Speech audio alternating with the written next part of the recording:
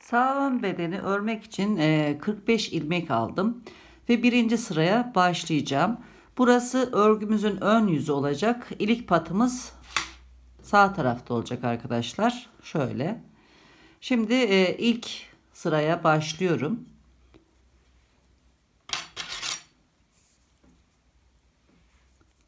İlk ilmeği örmeden alıyorum. Sıradaki ilmeği ters örüyorum.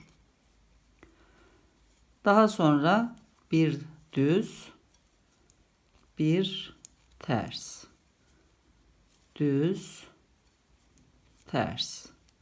Bu şekilde son 8 ilmek kalana kadar örüyorum.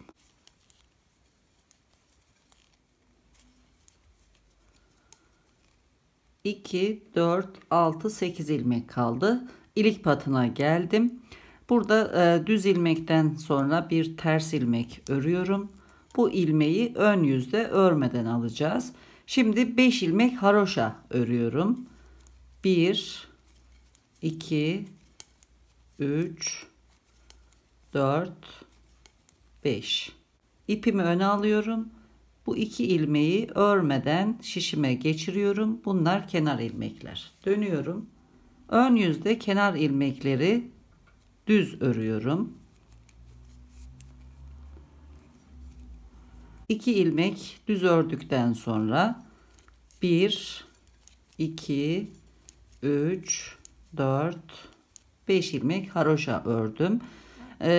Bu ilmeği ipim arkada örmeden alıyorum. Arka yüzde ters örüyorum. Birebir lastik örmeye devam ediyorum.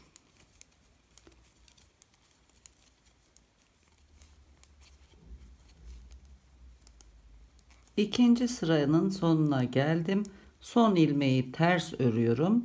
Dönüyorum. Üçüncü sıraya başlıyorum. Kenar ilmeği örmeden alıyorum. Ters, düz, ters, düz şeklinde örerek son 8 ilmeğe kadar devam ediyorum.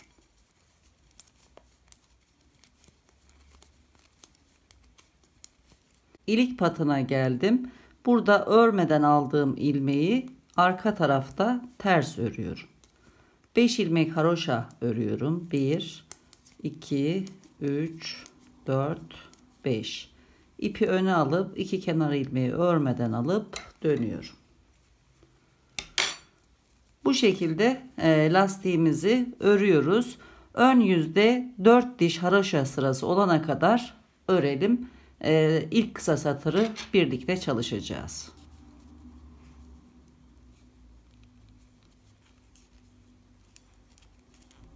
Sağ ön bedende ilik patında 1, 2, 3, 4 diş haroşa sırası ördüm. Şimdi ilk kısa satırımızı çalışacağım. Aynı zamanda da ilk iliği açacağım. Önce kenar ilmeklerini düz olarak örüyorum. 2 haroşa ilmek örüyorum. 1, 2. İpimi öne alıyorum. 1 ilmek artırıyorum. Sıradaki 2 haroşa ilmeği birlikte örerek 1 ilmek eksiltiyorum. İlk iliğimi açtım. Sıradaki haroşa ilmeği örüyorum. Bu ilmeği örmeden sağ şişe geçiriyorum. Sıradaki ters ilmeği ters olarak örüp dönüyorum. İpimi öne alıyorum. Bu ilmeği sağ şişe geçirip geriye doğru çekiyorum. 2 ilmek oluştu. Birlikte öreceğiz dönüşte. Daha sonra örmeden aldığım ilmeği ipimi öne getirip ters örüyorum arka tarafta. Daha sonra 1, 2 artırdığım ilmekle 3, 4, 5 haroşa ilmek ördüm. İpimi öne alıyorum. 2 kenar ilmeği örmeden alıp dönüyorum. İlk kısa satırı çalışmış olduk. Kenar ilmeklerimi düz örüyorum. 5 haroşa ilmek örüyorum. Bu ilmeği örmeden alıyorum. Kısa satır dönüşünde çektiğim ilmeği ters örüyorum. Daha sonra birebir lastik örerek devam ediyorum.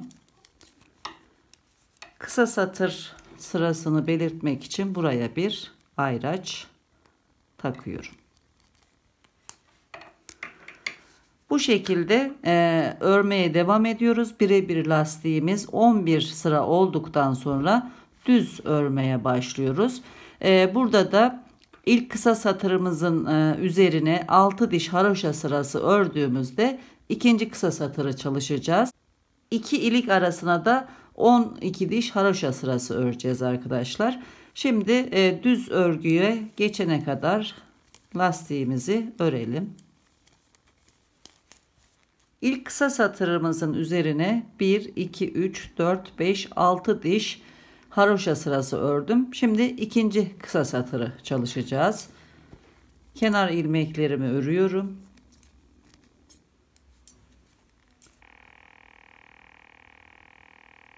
Beş haroşa ilmeğini örüyorum. Bu ilmeği örmeden alıyorum. İkinci ilmeği düz örüp dönüyorum. Son ördüğüm ilmeği sağ şişime geçirip ipi çekiyorum. Daha sonra ipimi öne alıyorum. Örmeden aldığım ilmeği ters örüyorum. 5 haroşa ilmek örüyorum. İpimi öne alıp kenar ilmeklerimi örmeden alıp dönüyorum. İkinci kısa satırı çalıştık.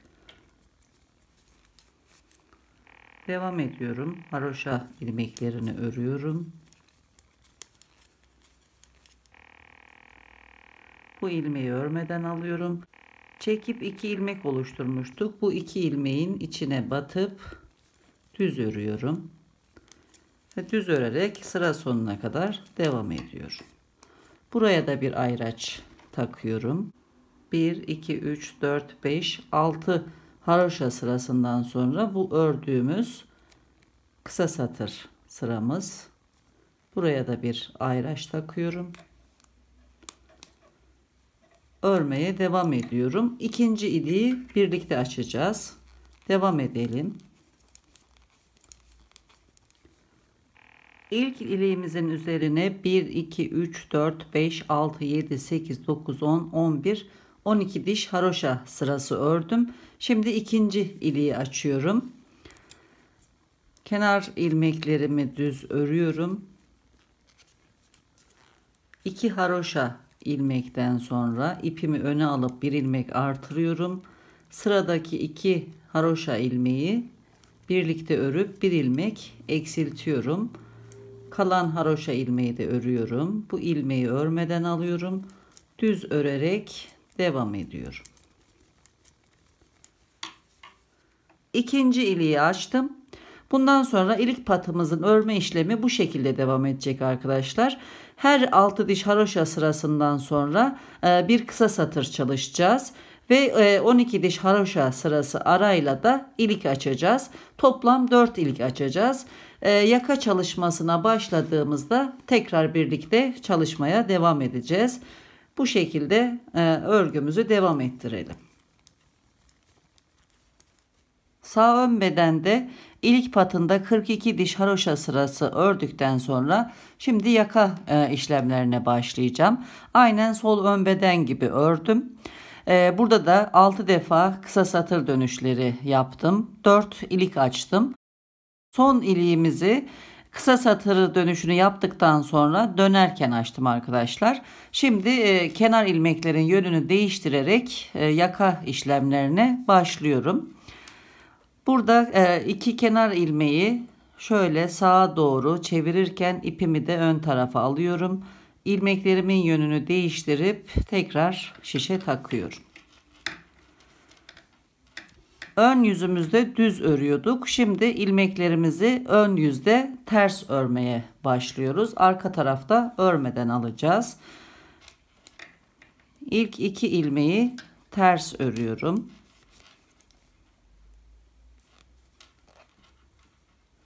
Beş haroşa ilmek örüyorum.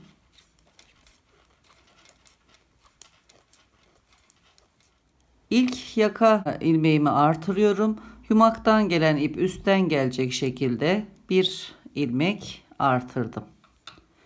Bu ilmeği örmeden alıyorum ve sıra sonuna kadar örüp tekrar ilik patına kadar geliyorum. Ön tarafta örmeden aldığımız ilmeği arka tarafta ters örüyorum ve artırmış olduğum ilmeği haroşa örüyorum. İlik patındaki ilmek sayısı 6 oldu. Devam ediyorum. Bu ilmekleri ipim arkada örmeden alıyorum, dönüyorum. 2 kenar ilmeği ters örüyorum ön yüzde. 6 haroşa ilmek örüyorum. Şimdi ikinci ilmek artışını yapacağım. Bir ilmek daha artırdım. İlmek sayısı 7 oldu. Bu ilmeği örmeden alıyorum. Sıra sonuna kadar örüp dönüyorum.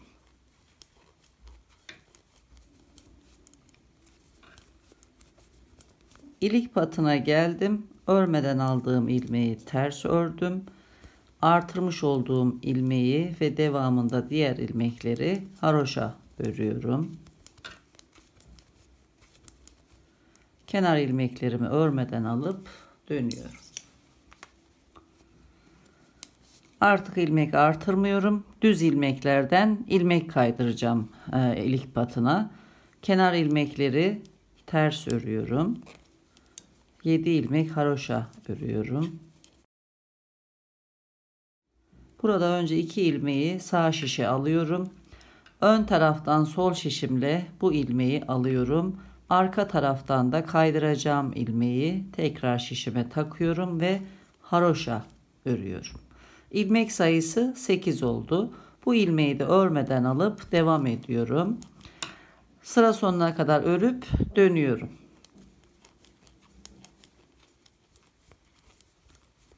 Ön tarafta örmeden aldığım ilmeği ters örüyorum arka tarafta. Kaydırdığım ilmek de dahil olmak üzere diğer ilmekleri haroşa örüyorum. 2 ilmeği örmeden alıp dönüyorum. Kenar patımızda 8 haroşa ilmek oldu. Şimdi bir kaydırma daha yapacağım. Kenar ilmeklerini ters örüyorum. 8 haroşa ilmek örüyorum. 2 ilmeği sağ şişe geçiriyorum. Ön taraftan bu ilmeği, arka taraftan da kaydıracağım ilmeği alıyorum. Haroşa örüyorum. Bu ilmeği de örmeden alıp devam ediyorum.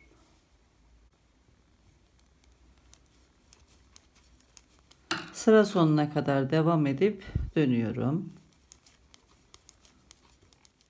Ön tarafta örmeden aldığım ilmeği ters örüyorum. 9 ilmek haroşa örüyorum.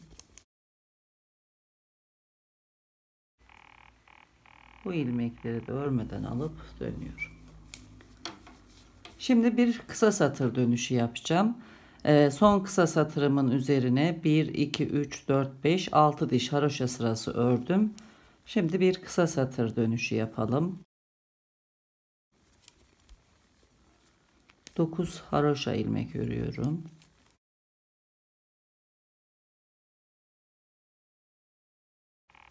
Bu ilmeği örmeden alıyorum. Yanındaki ilmeği düz örüp dönüyorum. Yakadaki ilk kısa satırı çalışıyorum. Bu ilmeği tekrar sağ şişe alıp geriye doğru şöyle çekiyorum. İpimi öne alıp bu ilmeği ters örüyorum. 9 haroşa ilmek örerek dönüyorum.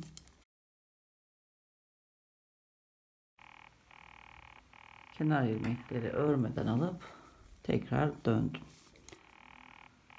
Buraya da bir ayraç takıyorum kısa satırı belirtmek için. Kenar ilmeklerimi ters örüyorum. 9 ilmek haroşa örüyorum.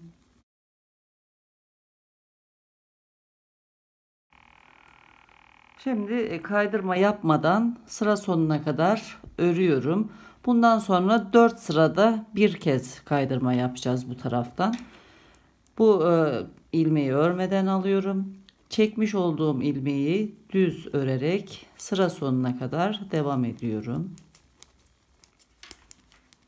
Sıra sonuna geldim. Son ilmeği ters örüyorum. Dönüyorum. Aynen sol ön bedende olduğu gibi kol kenarında 4 ilmek eksilteceğim. Burada arka tarafta kenar ilmekleri ters örüyorum. İlk ilmeği arka taraftan batarak şu şekilde ters ördükten sonra 2 ilmeği birlikte ters örerek bir ilmek eksilttim. İlmekleri tekrar şişe geçiriyorum. İlk ilmeği ters örüyorum. 2 ilmek birlikte örüyorum. 2 ilmek eksildi. Aynı işlemi tekrarlıyorum. 3 ilmek eksildi. Ve son eksiltmeyi yapıyorum. 4 ilmek eksiltmiş oldum. Devam ediyorum. İlik patına kadar örüyorum. Yaka kenarından haroşa örerek geliyorum. Burada sağ tarafa doğru yine bir ilmek kaydırıyoruz. Haroşa ilmekleri ekliyoruz. Şimdi kenar ilmekleri ters örüyorum. 9 haroşa ilmek örüyorum. 2 ilmeği sağ şişe alıp bir ilmek kaydırıyorum. İlmek sayısı 10 oldu haroşa ilmekler. Bu ilmeği örmeden alıyorum. Kol kenarına kadar örüyorum. Kol kenarında 3 ilmek kaldı. Buradaki ilk ilmeği örmeden sağ şişe aktarıyorum ve buraya bir ayraç takıyorum. İlmek artırmaya başlayacağız. Kol kenarını çalışacağız. Yumaktan gelen ipi alttan gelecek şekilde bir ilmek artırıyorum. Bu 2 ilmeği de örmeden sağ şişe geçiriyorum. Dönüyorum.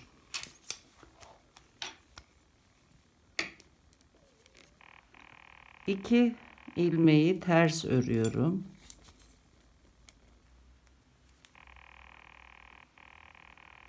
Artırmış olduğum ilmeği haroşa örüyorum.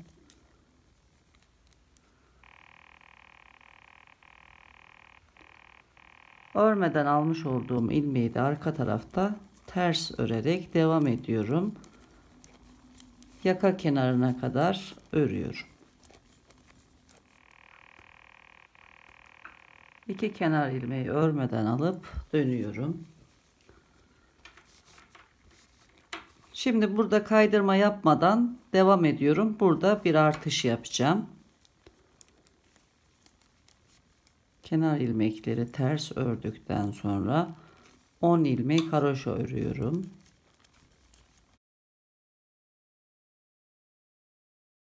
Bu ilmeği örmeden alıp kol kenarındaki ayraca kadar devam ediyorum. Ayraçtan önceki ilmeği örmeden alıyorum. Bir ilmek daha artırıyorum bu tarafta.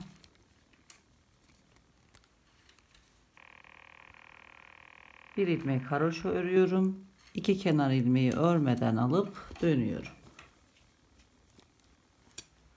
Ters örüyorum kenar ilmekleri. Artırdığım ilmekle birlikte 2 ilmek haroşa örüyorum.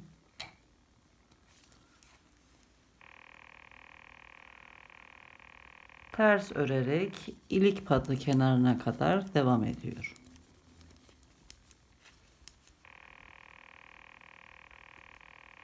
İki ilmeği örmeden alıp dönüyorum. Kenar ilmekleri ön tarafta ters örüyorum. 10 haroşa ilmek örüyorum. Şimdi bir ilmek daha kaydırıyorum sağ tarafa. Bu iki ilmeği sağ şişime alıyorum. önden bu ilmeği arka taraftan kaydıracağım ilmeği alıyorum. Haroşa örüyorum. Haroşa ilmek sayısı 11 oldu. Bu ilmeği de örmeden alıp devam ediyorum ayraca kadar. Ayraçtan önceki ilmeği örmeden alıyorum. Ayraçtan sonra bir ilmek daha artırıyorum. Buradaki haroşa ilmek sayısı 3 olacak. Kenar ilmekleri örmeden alıp dönüyorum.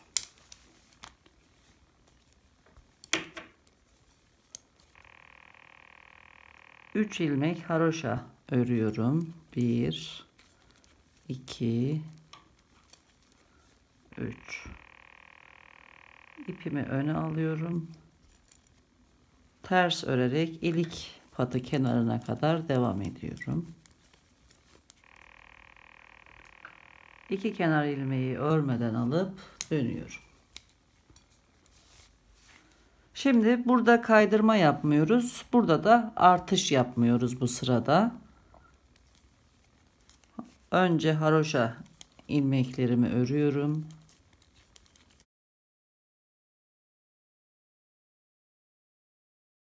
Bu ilmeği örmeden sağ şişime aktarıp ayraca kadar devam ediyorum. Ayraçtan önceki ilmeği örmeden alıyorum. Artış yapmadan 3 ilmek haroşa örüyorum. Kenar ilmeklerini örmeden alıp dönüyorum. Dönüp geleceğiz. Daha sonra buradan bir kaydırma, buradan bir artış yapacağız. Devam edelim. İki kenar ilmeği örmeden alıp dönüyorum. Şimdi buradan bir kaydırma yapacağız sağ tarafa. Burada da bir artış yapacağız. Kenar ilmekleri örüyorum. 11 haroşa ilmek örüyorum.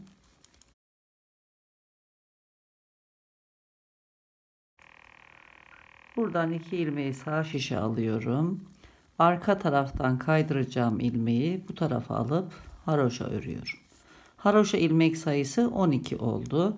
Bu ilmeği örmeden alıp devam ediyorum. Ayraçtan önceki ilmeği örmeden alıyorum. Bir artış yapıyorum.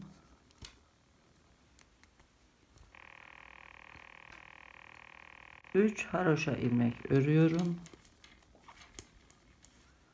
Kenar ilmeklerini de örmeden alıyorum. Bundan sonra örgümüzü aynen sol ön bedende yaptığımız şekilde devam ettireceğiz arkadaşlar. Burada kaydırma yaptım. Burada da artış yaptım. Dönüp geliyorum. Ön yüzde kaydırma yapmadan, artış da yapmadan devam ediyorum. Tekrar dönüp geldiğimde burada bir kaydırma, burada bir artış yapıyorum. Yani hem kaydırmayı hem de artışı 4 sırada bir yapacağız.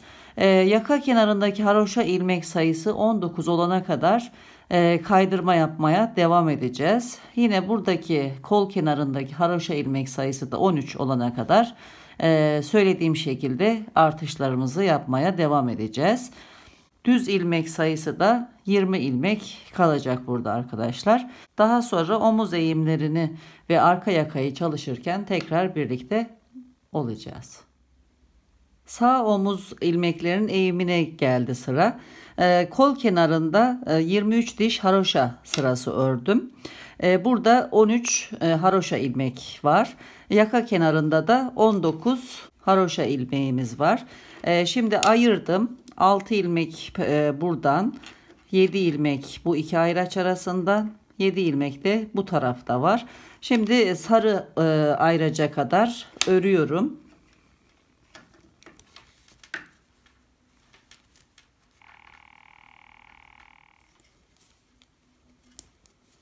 Ayraca kadar geldim. Şimdi sağ omuzda ilk kısa satır dönüşünü yapıyorum. Geri dönüyorum. İlk ilmeği sağ şişime alıyorum. Geriye doğru çekiyorum.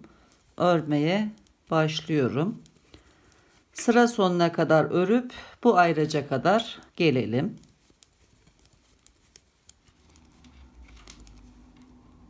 İkinci kısa satırı çalışıyorum. Dönüyorum. İlmeği geriye çekiyorum. Örerek sıra sonuna kadar gidip buraya kadar gelelim. Yaka ilmeklerini ördüm. Bu ilmeği örmeden alıyorum. Devamında buradaki kısa satır dönüşü ilmeklerimi örerek sıra sonuna kadar devam ediyorum. Düz örüyorum. İlk kısa satır ilmeğimi ördükten sonra devam ediyorum.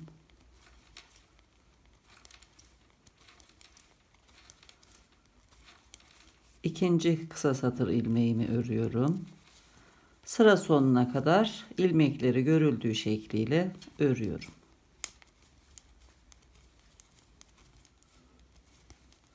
Bu iki ilmeği de örmeden alıp sağ ön bedeni bitiriyorum.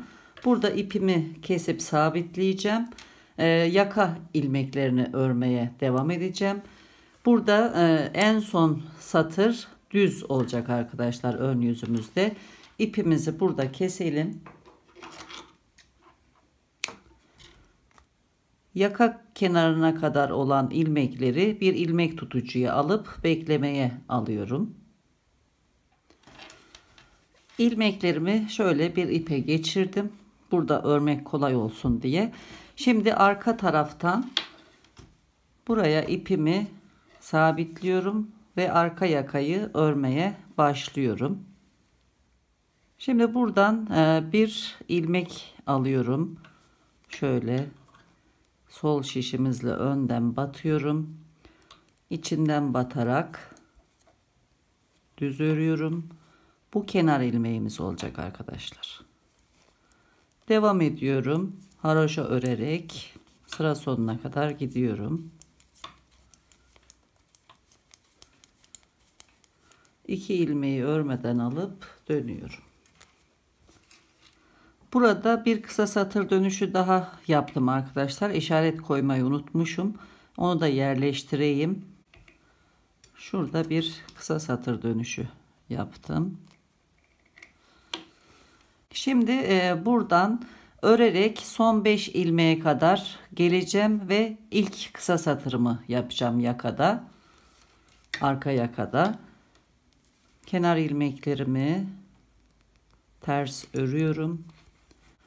Haroşa ilmeklerimi örerek son 5 ilmek kalana kadar devam ediyorum.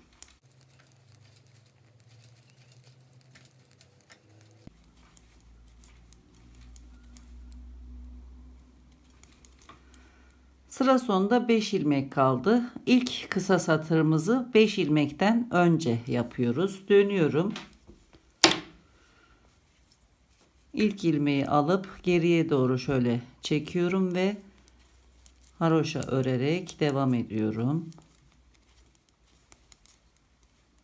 Dönüyorum. Kenar ilmeklerini ters örüyorum. Çekmiş olduğum ilmeğe kadar devam ediyorum. Çekmiş olduğum ilmeği de haroşa örüyorum. Sıra sonuna kadar devam ediyorum. Kenar ilmeği ters örüp dönüyorum.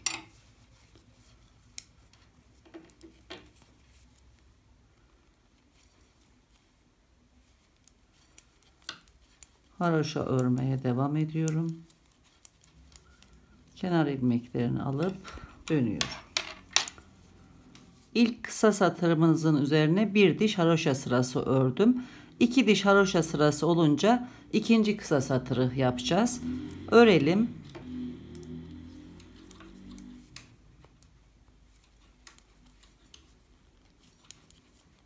Ön yüzdeyim. Burada ilk kısa satır çalışmasının üzerine 1-2 diş haroşa sırası ördüm ve kenarda 7 ilmek bıraktım. Şimdi tekrar dönüyorum. İkinci kısa satırı çalışıyorum. İlk ilmeği alıyorum, geriye doğru çekiyorum ve haroşa örerek devam ediyorum.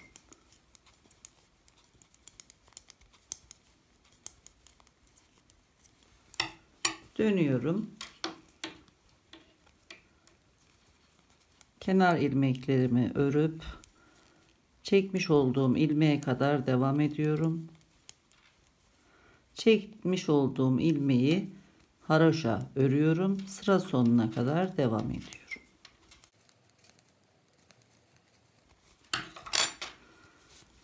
Sağ ön bedende de arka yaka çalışmasını bu şekilde devam ettiriyoruz arkadaşlar. Her iki diş haroşa sırasından sonra bir kısa satır dönüşü yapıyoruz. Önce 5 ilmekten önce bir kısa satır, ikincisinde 7 ilmekten önce bir kısa satır yapıyorum. Bu şekilde sırayla toplam 8 kısa satır çalışması yapacağım. Yaklaşık olarak da 8 santimetre öreceğim. Yakayı bitirirken tekrar birlikte çalışacağız. Sağ ön bedenin arka yakasının örme işlemini bitirdim. Aynen diğer ön bedende olduğu gibi burada da 8 kısa satır çalışması yaptım. 1, 2, 3, 4, 5, 6, 7 ve 8. En son kısa satır çalışmasını yapıp geldim. Şimdi bir sıra haroşa örüp burada bitireceğim. Kenar ilmeklerimi ters örüyorum.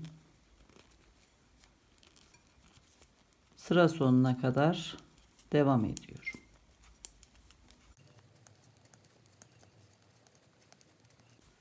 Burada çekmiş olduğum ilmeği de haroşa ördüm ve sırayı tamamladım.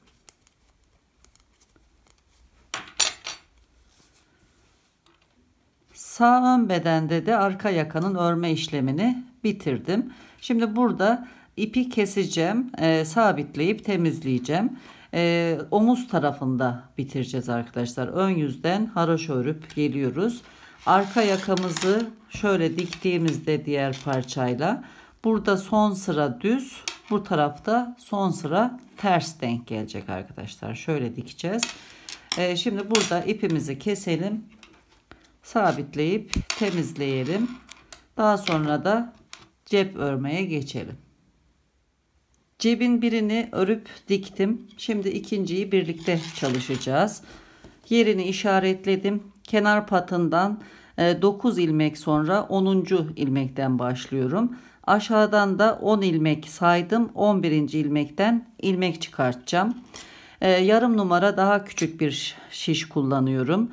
Ve ilmeğimizin sağ kanadını alıyorum. Şu şekilde. 20 ilmek alıyorum. Sırayla sağ kanatlarını alarak aynı hizada ilmek almaya devam ediyorum.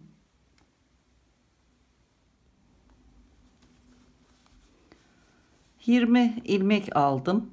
Şimdi dönüyorum. Şu şekilde tutuyorum ve buradan örmeye başlıyorum. Buradan tığ yardımıyla ilmeğimi buraya sabitliyorum. Örmeye başlıyorum. Haroşa öreceğim. Sıra sonuna kadar haroşa örelim. Sıra sonuna geldim. Son ilmeğin içinden batıp şöyle örüyorum. Dönüyorum.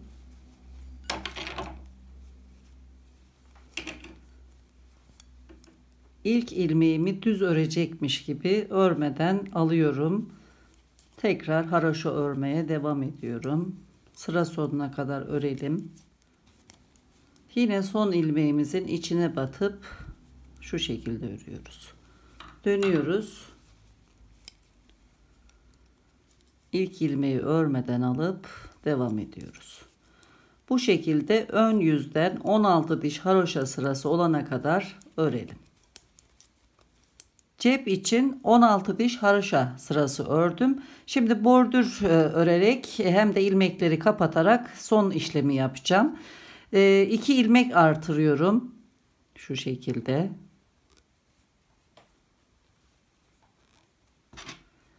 Bu 2 ilmeği düz örüyorum.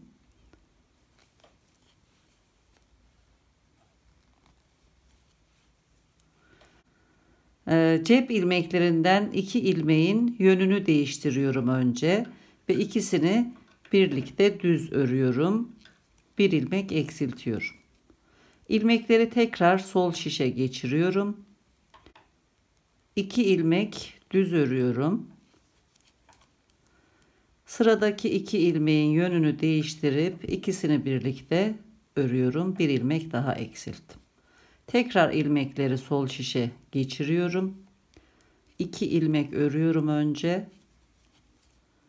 Sıradaki 2 ilmeğin de yönünü değiştirip ikisini birlikte düz örerek ilmek eksiltiyorum. Bu şekilde örerek sıra sonuna kadar devam edelim.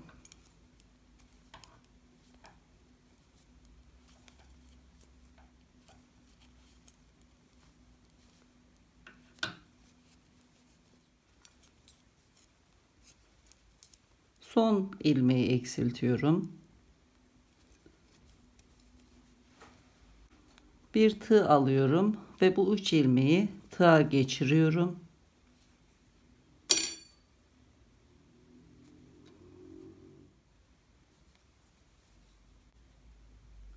İki ilmeği birlikte, kalan 2 ilmeği de beraber örüyorum. Tığı alttaki düz ilmeğe batıp kapatıyorum. Dikmek için bir miktar ip ayırıyorum. Kesiyorum.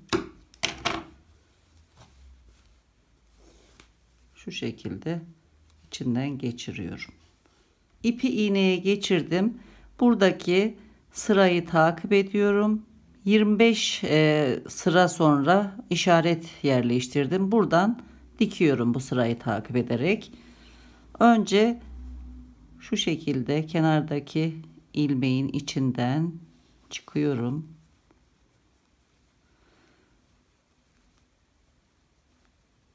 Buradan işaretlediğim yerden batıyorum. Tekrar buradan yukarı çıkıyorum. İçine batıyorum. Haroşa sıralarının arasından çıkıyorum. Şöyle.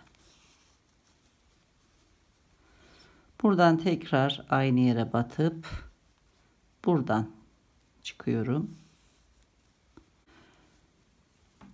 Buraya batıyorum. Bu aralıktan çıkıyorum. Spor dikiş yapıyoruz burada. Dikiş gözüküyor. Bu şekilde bu sırayı takip ederek buraya kadar dikiyorum.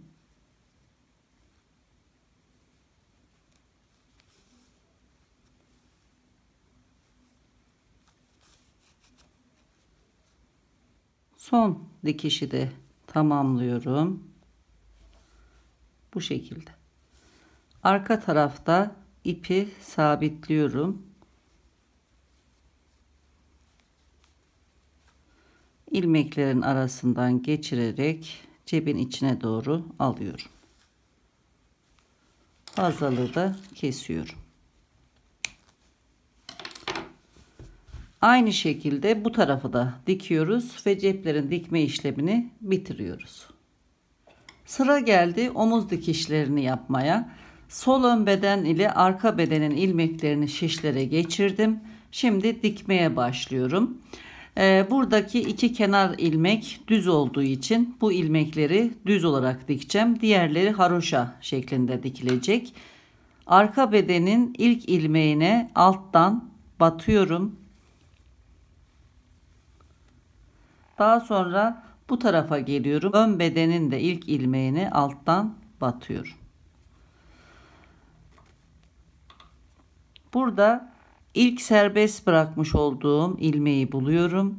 Tekrar bu ilmeğe üstten batıyorum. Şişteki ilmeğin de solundan alttan batıp serbest bırakıyorum. Ön bedene geliyorum.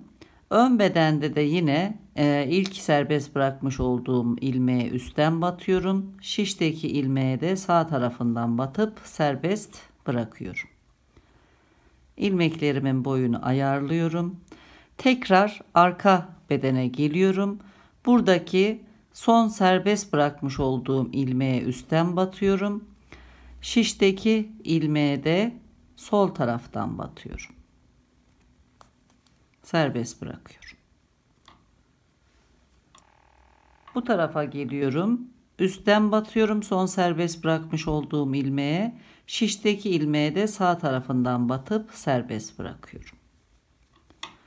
Buradaki düz ilmekleri bu şekilde kapattık. Şimdi burada artık serbest bırakmış olduğum ilmeğe alttan batacağım. Şişteki ilmeğe de sağ tarafından batarak devam edeceğim arkadaşlar. Arka tarafta serbest bırakmış olduğum ilmeği buluyorum. Bu ilmeğe alttan şu şekilde batıyorum. Şişteki ilmeğe de sağ taraftan batıp serbest bırakıyorum. Tekrar ön bedene geliyorum. Ön bedende son serbest bırakmış olduğum ilmeğe üstten batıyorum. Şişteki ilmeğin sağından batıp serbest bırakıyorum. Arka bedende serbest bırakmış olduğum ilmek bu. Şu şekilde alttan batıyorum. Şişteki ilmeğin de sağından batıyorum. Serbest bırakıyorum. Tekrar ön bedene geliyorum. Ön bedende son serbest bırakmış olduğum ilmeği buluyorum. Üstten batıyorum. Şişteki ilmeğin sağından batıyorum. Buradaki ilmek boyunu ayarlıyorum ipin.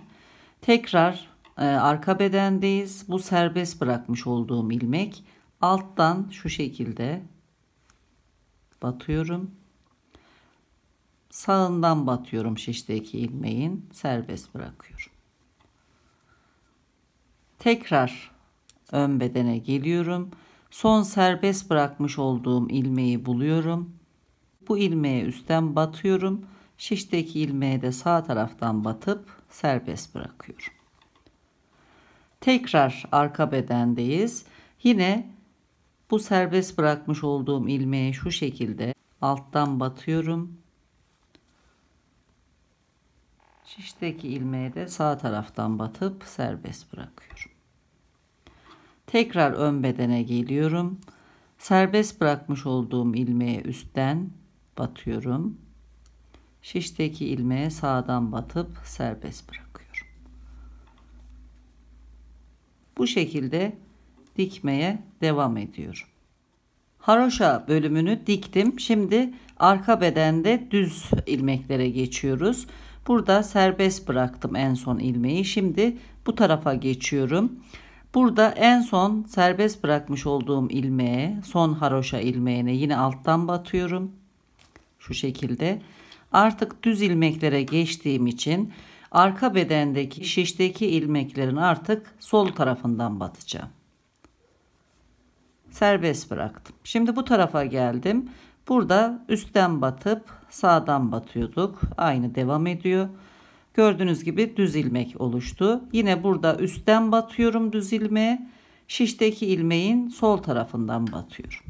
Düz ilmekleri de bu şekilde kapatıyoruz. Burada yine üstten batıyorum. Şiştekine sağdan. Burada arka bedende üstten batırıyorum artık iğnemi. Şişteki ilmeğe de sol taraftan batıyorum. Serbest bırakıyorum. Burada yine üstten batıp şiştekine sağdan batıyorum. Arka bedende yine üstten batıp sol taraftan batıyorum. İlmeği serbest bırakıyorum. Üstten batıyorum. Sağdan batıyorum ön bedende. Arka bedende yine üstten batıyorum düz ilmeklerde. Şiştekine soldan. Bu şekilde devam edelim. Son ilmeklerim kaldı. Yine üstten batıyorum. Arka bedende buna soldan batıyorum. İlmeği serbest bırakıyorum. Ön bedene geliyorum. Son serbest bırakmış olduğum ilmeğe üstten batıyorum. Şişteki ilmeğin de sağından batıyorum. Şimdi tekrar arka bedendeki son serbest bırakmış olduğum ilmeğe tekrar batıyorum. Buradan en son ön bedendeki ilmeğe batıp dikme işlemini tamamlıyorum. Bu şekilde arkadaşlar, gördüğünüz gibi bir bütün olarak örülmüş gibi oldu. Şimdi burada da ipimizi arka tarafta sabitleyip temizliyoruz. Diğer omuza geçiyoruz. Şimdi sağ omuz ilmeklerini dikeceğim. Bu sefer arka beden üstte, ön beden altta olacak arkadaşlar. Haroşa sırasında bir sıra ters ilmek olacak üstteki parçada. Dikiş işlemleri aynen sol omuzdaki gibi devam edecek. Aynı o şekilde dikmeye devam edelim. Sıra geldi yakayı dikmeye. Yakayı ters taraftan dikiyorum. Çünkü yakayı katladığımızda düz taraf burası olacak. O yüzden buradan başlıyorum. Son sıra ters sıra, kendimden taraf olan bölümde. Arka taraftaki yakada ise düz sıra var. Bütün ilmeklerimiz haroşa olduğu için kenar ilmeklere kadar haroşa olarak dikeceğiz. Yine ilk ilmeğe alttan batıyorum.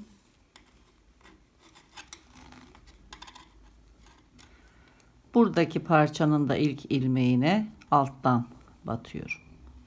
İlmekleri serbest bırakıyorum.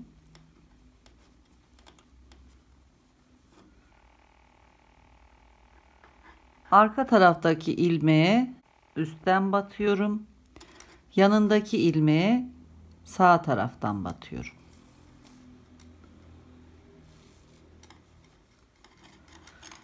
Bu taraftaki parçada İlk ilmeğe üstten, şişteki ilmeğe sağdan batıp serbest bırakıyorum. Arka tarafta yine haroşa olarak dikeceğiz. Bu serbest bırakmış olduğum ilmeğe alttan şu şekilde çeviriyorum, ilmeği şöyle batıyorum. Şişteki ilmeğe de sağ taraftan batıp serbest bırakıyorum. Burada yine üstten batıyorum. Şiştekine sağdan. Aynen omuz dikişlerinde yapmış olduğumuz işlemleri yaparak bütün ilmekleri dikelim. Burada da yine düz ilmekleri diktiğimiz gibi dikeceğiz, iki kenar ilmeği. Kenar ilmeklere kadar devam edelim. Düz ilmeklere geldim. Son haroşa ilmeğini yine alttan batarak alıyorum. Şişteki ilmeği alırken sol taraftan batıyorum. Düz ilmeklere geçtim. Bu tarafta yine aynı devam ediyoruz.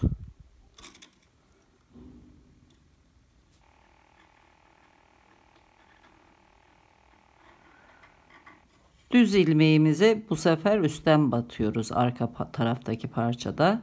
Şişteki ilmeğe sol taraftan batıyorum.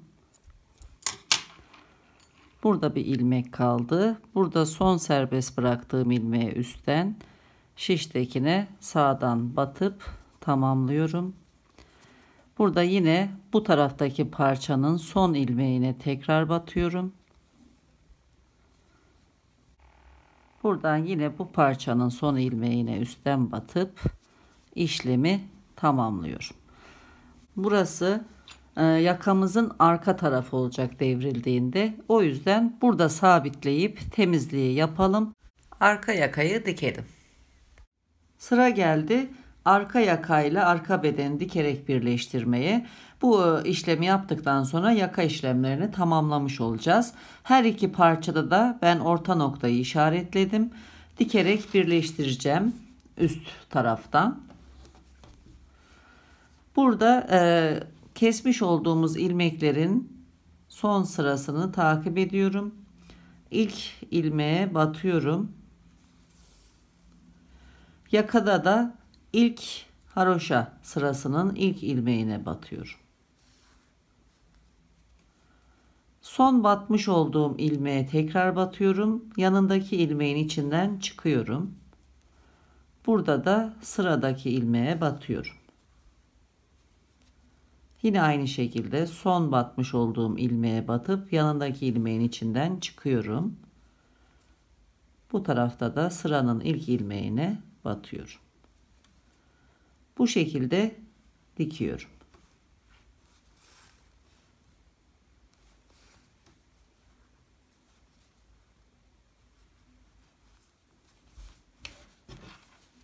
Arka taraftan da görüntüsü bu şekilde oluyor arkadaşlar. Bu şekilde dikelim. Eğer sıra sayısı denk gelmezse şu şekilde yapabilirsiniz. Burada son ilmeğe batmak yerine yan taraftaki ilmeğe batarak bir sıra kazanmış oluyoruz. Şu şekilde.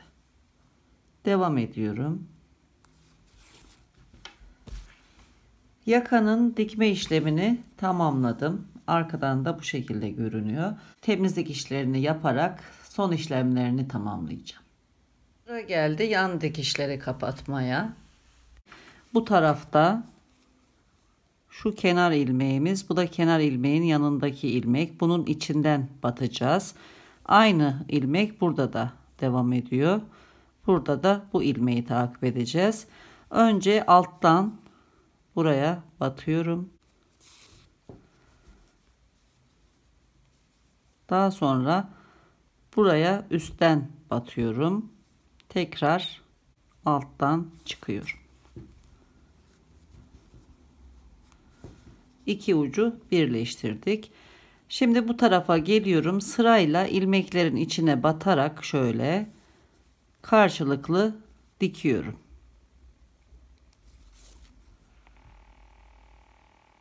Birer ilmek alıyorum. Her iki tarafa geçtiğimde de ipi çekerek düzeltiyorum.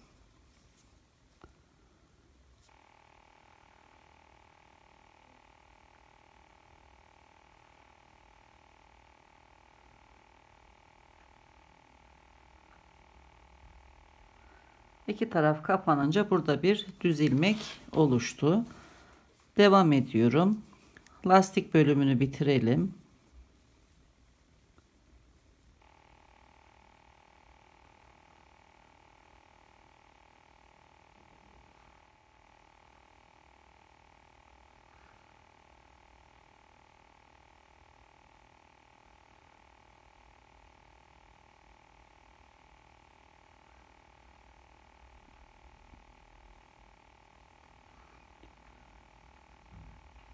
Buradan da düz ilmekleri aynı şekilde dikerek kol altına kadar dikelim.